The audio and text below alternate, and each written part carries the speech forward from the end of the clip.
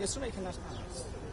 তো manually guest রুমে আনার পরে আমি পলাশ সরি আমি হচ্ছে মোবাইল হারানো গেছিল, কারণ হচ্ছে সোহাগ ও জিডি করছে, ও জিডি করে কালকে মৃত্যু পর্যন্ত সাথে ছিল। তারপর হচ্ছে শুভন আমার ডিপার্টমেন্টের বন্ধু। তো আমরা ভিতরে ছিলাম, সারা তখন বাইরে দাঁড়ানো, তখন প্রফেশনাল টিম চলে আসছে। তো ওই এক জুনিয়র যায় মনে করেন যে স্ট্যাম্প দেওয়া ওই 5 টাকা 2-3 টাকা বেশি ওইখানে মেন বিল্ডিং। আমি লাস্টে যে স্টেজ আর কি আমার ভাইরাল করতেছে, ওই স্টেজে আমি মনে করেন যে ওই জায়গায় উপস্থিত, ওই জায়গায় ওইরকম মারাই পরে জাস্ট একটা জুনিয়র যায় ওই স্ট্যাম্প দিয়ে করে মানে পিটাই দিয়েছিল, তখন ফেরানো হয়েছে। যখন বলা হয়েছে ও পরে ফেরত আসছে, আমি স্ট্যাম্পটা তুলতে নিয়েছি, ওই ছবিটা ভাইরাল হয়েছে, স্ট্যাম্পটা নাকি ফিরেছে। এই হচ্ছে কাহিনী। তারপর হচ্ছে আমি আমার ইয়ার থেকে ফোন আসে, মাঠের থেকে ফোন। সুশাসন, সুদৃঢ় আর্থিক ভিত্তি, সুচিন্তা, সবার জন্য সিটি ব্যাংকই ভরসা। যে আমার খেলা মানে টিমের খেলা প্র্যাকটিস করতাম, তো ওইখানে আমি চলে যাই। মানে স্যার তখন কয়টা বাজে জানাল ভাই আপনি যখন ওখানে গেছেন? আর আমি 10টা প্লাস ওকে আটকানো হয়ে যাচ্ছে আমি ভাই এটা জানি।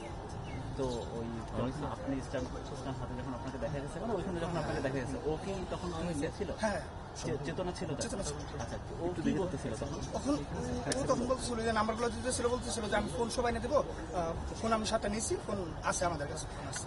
তো বাংলা মোটরে ফোন দিয়েছে, মনে করেন যে প্রায় 12 থেকে 14টা নাম্বার নেওয়া হয়েছে। 12 থেকে 14টা নাম্বারে ফোন দেওয়া হয়েছে, 3বার করে চেক দেওয়া হয়েছে মুখস্থ অবস্থায়, 3বার মানে মুখস্থ নাম্বার বলতেছে। তো একদিনে 7টা ফোন নিয়েছে ও, এটা হ্যাঁ ও বলতেছিল, মানে স্বীকার করতেছিল, ওই চোরাই স্বীকার করতেছিল, যার কারণে মানে কেউ মানে ওরা মানতে চাইছিল না যে ও মানে পাগল, মানে এটা কেউ বুঝতে পারেনি। কারণ 14টা নাম্বার 12 থেকে 14টা নাম্বার 3-4বার শুদ্ধ বলছে, ইভেন লোকের নামও শুদ্ধ বলছে। তার সাথে 7টা ফোন চুরি করছে এক রাতে, এক হল থেকে, এক সন্ধ্যায়, এক রাতে না, দিনে হারাইছে, কোনটা দিনে হারাইছে। আচ্ছা, দিনে 17, 18, 19 তারিখ এই 3 দিন আমাদের মানে হলে টুর্নামেন্ট ছিল। হ্যাঁ, তো ধরেন ক্রিকেট, ফুটবল এগুলা। তো কালকে সকালে মানে ক্রিকেট টুর্নামেন্ট হয়। ক্রিকেট টুর্নামেন্ট হওয়ার সময় আপনার প্রায় 6টা ফোন এবং মানি ব্যাগ এখান থেকে মাঠ থেকে হারায় যায়। তো এটা হারানোর পর আপনার রাত্রে এখন ফুটবল টুর্নামেন্ট যখন হয়, তো হওয়ার সময় হঠাৎ করে নাকি একটা চোর ধরছে, মানে বহিরাগত দেখলে তো সবাই চিনে মোটামুটি। তো চোর ধরলো, আমরা তখন সবাই মাঠে খেলতেছি, আমাদের টিমেরও খেলা, এবং মাঠে যখন চোর ধরলো, ধরার পর এই দিক দিয়ে আপনার সামনের যে গেটটা দেখছেন, গেস্ট রুমের সামন দিয়ে নিয়ে গেস্ট রুমে আসতেছি। গেস্ট রুমে আসার সময় এখন আমরা তো মাঠে আছি, আমরা কি হয়েছে বলছে যে চোর ধরছে। তখন আমরা কয়েকজন এসে বললাম যে আসলে যে চোরটা যে ধরা হয়েছে, একটা চোর সাপোজ খালি ধরছে যে চোর, তখন মানুষ কি একটা একটা কোনো ইয়া ছাড়াই মারামারি শুরু করে দেয়। তো আমরা তাকে আগে গেস্ট রুমে নিয়ে জিজ্ঞাসা করে যে সে চোর কিনা, 6টা ফোন তার কাছে আছে কি নাই, সে কাকে দিছে না দিছে এরকম। বাট এখানে আর কি হলে একটা সিস্টেম ছিল আগে, এখন তো সিনিয়র জুনিয়র নেই, বুঝছেন, মানে ব্যাপারটা এরকম হয়ে গেছে। তো এখন ঢোকার পর যাদের ফোন হয়েছিল তারাও ছিল, অনেকে ছিল। ঢোকার পর আমি ঢুকছিলাম প্রথমের দিকে একদম শুরুতে, যখন চোরকে গেস্ট রুমে ঢোকানো হয়। ঢোকার পর দেখি এক একজন এক একভাবে কথা বলতেছে, তখন পর্যন্ত কেউ গায়ে হাত দেয় না। যখন ঢুকি এই 2-3 মিনিট হবে, 2-3 মিনিট পর দেখলাম যে আর কি, আমি দেখলাম যে আসলে এখানে আমার কাজ নেই, আমি চেষ্টা করতেছি যে আসলে এমনি ইয়া করার, যে আসলে সে চোর কিনা, বাট আমার কথা কোনো কেউ শুনতেছে না। শুরুতে কোথায় নিয়ে গেছে ওরা? শুরুতে বলতে একদম শুরুতেই ধরেই এখানে গেস্ট রুমে আসছে।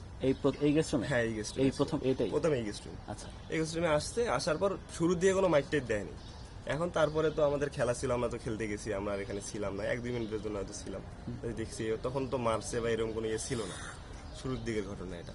তারপর আমরা খেলাধুলা করলাম, মানে আমাদের যারা ছিল কয়েকজন, খেলাধুলা করে তারপরে আমরা রুমে চলে গেছি আর কি। এবং আপনারা কি শুনছেন পরে ওই লোকের ভাগ্যে কি হয়েছে? হ্যাঁ, আমি সেটা বিস্তারিত বলতেছি পরে, শোনা আর কি, যে কাছ থেকে সেটা আমি বর্ণনা করি যে কি ঘটনাটা ঘটছে মূলত। পরে এটা শুনছি সকাল 5টায়, যখন দেখছি যে মারা গেছে, তখন বুঝলাম যে আসলে এই চোরটা মারা গেছে। কি হয়েছে? হ্যাঁ, এবং এটা হয়েছে এরকম, যেটা শুনলাম যে এখানে গেস্ট রুমে যখন ছিল, কিছুক্ষণ থাকার পর আপনার 40-50 মিনিট বা 1 ঘন্টার পর তাকে নাকি সে অনেকগুলো নাম্বার দিছে যে এখানে সেখানে, এবং সে ফোন বের করে দিতে পারবে, হ্যান ত্যান এভাবে কথা বলছে। তো কথা বলার পর তারপরে নাকি এখানে চত্থাপ্পর দিছে, কিছু পোলাপান ছিল যারা প্রথমের দিকে চত্থাপ্পর দিছে। চত্থাপ্পর দেওয়ার পর তাকে মানে দেখছে যে আসলে নিউজ পাচ্ছে না বা এরকম না, বা মনে হচ্ছে যে হয়তো বা কোনো সমস্যা আছে, তো এই কারণে এখান থেকে নাকি তাকে বলছে যে ছেড়ে দিতে চোরকে। তো ছেড়ে দেওয়ার কারণে পরে কি করছে এখান থেকে কারা বের করছে এটা আমি জানি না, এটা just যারা বলছে তারাও বলে নিলাম। তো বের করে তারা ক্যান্টিনে নিয়ে গেছে, হলের ক্যান্টিন দেখতেছেন না, হলের ক্যান্টিনে নিয়ে যাওয়ার পর তাকে খাওয়াইছে। তাদের হাতে একটা পোস্ট হয়েছিল আপনার সংসদে, চোর ধরার পর হয় অনেক সময় আপনি দেখছেন রিসেন্ট টাইমে ফান করছে, নাচানোটা ভিডিও করে দেয়। এরকম ফান, তখন পর্যন্ত সেরকম সিরিয়াস মানে নেই, মানে আমি ভিডিও দেখো সেটা মনে হচ্ছিল, বাট আমি ছিলাম না। তো দেখলাম যে ওখানে ভিডিও করে দিয়ে দিছে, তো ওটা সবাই দেখছে, অনেকে হা দিছে, রিয়েক্ট দিচ্ছে, যাই হোক হয়ে গেল। বাট সমস্যাটা হচ্ছে এখানে খাওয়ানোর পর তাকে নিয়ে গেছে হচ্ছে আপনার এক্সটেনশনের যে গেস্ট রুম আছে সেখানে। এক্সটেনশনের গেস্ট রুম হচ্ছে আপনার ওই দিকে একদম ভিতরে, এটা তো মেইন বিল্ডিং। ওখানে জুনিয়ররা থাকে, মানে ফার্স্ট থেকে 4th ইয়ার। তো ওখানে নিয়ে যাওয়ার পর, এটা কেউ জানি কিনা এটা আমি জানি না, জুনিয়রদের কাছ থেকে শুনলাম। ওখানে নিয়ে যাওয়ার পর আপনার রড স্টাফ মানে যা যা ছিল বুঝছেন, এটা দিয়ে মানে গণহারে মারা হয়েছে আর কি। এটা অনেক মানে বেদনাদায়ক আমার মধ্যে, কারণ তার দাগগুলা দেখলে বোঝা যায় যে এগুলো হাত দিয়ে মারা দাগ কখনো না, সব স্টাম্প দিয়ে মারা দাগ। এবং ওখানে কি করছে এটা হয়তো বা তারা বিস্তারিত বলতে পারবে। এক্সটেনশনে কোন ব্যাচ থাকে, কারা থাকে? এক্সটেনশনে হচ্ছে এখন যদি বলছি 1st ইয়ার থেকে 4th ইয়ার পর্যন্ত এক্সটেনশনে।